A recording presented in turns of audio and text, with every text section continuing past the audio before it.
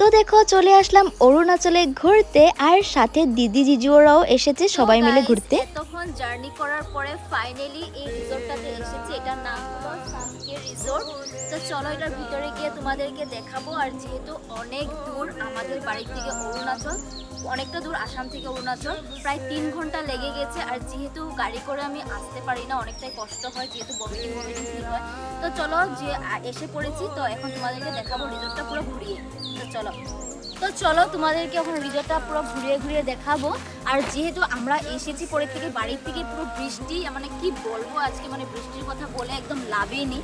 অনেকটাই বৃষ্টি পড়ছে, মানে কয়েকদিন ধরে শুধু বৃষ্টি হচ্ছে এখানে আসামে। তো এখানে দেখতে পাচ্ছ অনেক সুন্দর সুন্দর গাছ আছে, যেগুলো নাকি অনেক সুন্দর করে কাটিং করা আছে গাছগুলো। তো এখানে দেখতে পারছো অনেক ইউনিক একটা কলা গাছ দেখতে পেয়ে গেলাম, যেটা আমাদের এখানে দেখা যায় না। তো অরুণাচলে এসে এই কলা গাছটা দেখতে পেয়ে তোমাদেরকেও দেখাচ্ছি, দেখে নাও।